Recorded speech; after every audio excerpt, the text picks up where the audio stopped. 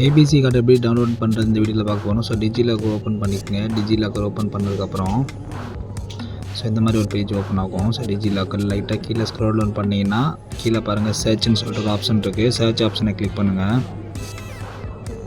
Click பண்ணதுக்கப்புறம் மேலே பாருங்கள் இப்போ சர்ச் ஃபார் டாக்குமெண்ட் இருக்கும். அதில் வந்து APAARன்னு சொல்லி கொடுங்க. அப்பார் ஐடின்னு கீழே போட்டிருக்கோம். அது மேலே பாருங்கள் அகாடமிக் பேங்க் ஆஃப் கிரெடிட்ஸ்னு இருக்கும். ஸோ அதுக்குள்ளே போயிருங்க. நீங்கள் அதை கிளிக் பண்ணிங்கன்னா இந்த மாதிரி ஓப்பன் ஆகும். ஸோ இதை கிளிக் பண்ணி உள்ளே போயிருங்க.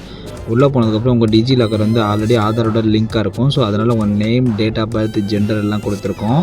இதில் வந்து ஐடென்டிட்டி வேல்யூ கொடுக்கணும். கீழே பாருங்கள் ஐடென்டிட்டி டைப்னு கொடுத்துருக்கோம். ஸோ இதில் roll number, registration number, enrolment number, new admission R நான் இருக்குது. ஸோ இதில் நீங்கள் என்ன டீட்டெயில் கொடுக்கணுமோ அந்த டீட்டெயில் கொடுத்துருங்க. ஸோ உங்கள் டீட்டெயில் கொடுத்ததுக்கப்புறம் இங்கே ஐடென்டிட்டி வேல்யூன்னு இருக்கும். அந்த நம்பரில் அந்த சர்டிஃபிகேட்டில் நம்பர் இருக்கும். அந்த நம்பர் இங்கே டைப் பண்ணிடுங்க. அதுக்கப்புறம் எந்த இயர் நீங்கள் படிக்கிறீங்க இல்லை இதுக்கப்புறம் எந்த இயரில் நீங்கள் படிச்சிங்க அந்த டீட்டெயில் வந்து அட்மிஷன் இயர் இங்கே கொடுத்துருங்க. கீழே பார்த்தீங்கன்னா உங்களோட காலேஜ் நீங்கள் செலக்ட் பண்ணணும். ஸோ நீங்கள் எந்த காலேஜில் படிச்சிங்களோ அந்த காலேஜில் இருந்தால் செலக்ட் பண்ணுங்கள். ரெண்டு மேலே சர்ச் ஆப்ஷனில் போய் உங்கள் காலேஜ் செலக்ட் பண்ணிவிட்டு கெட் டாக்குமெண்ட் கொடுத்தீங்கன்னா உங்களோட டாக்குமெண்ட் இங்கே ஃபெட்சிங் ஆகும். இங்கே பாருங்கள் 5 4 3 2 1 வந்ததுக்கப்புறம்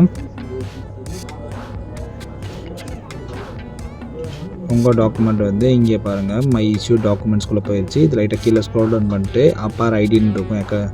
அகாடமிக் பேங்க் ஆஃப் கிரெடிட்ஸ் அதை கிளிக் பண்ணிங்கன்னா உங்கள் ஐடி வந்து ஓப்பன் ஆகிடும்.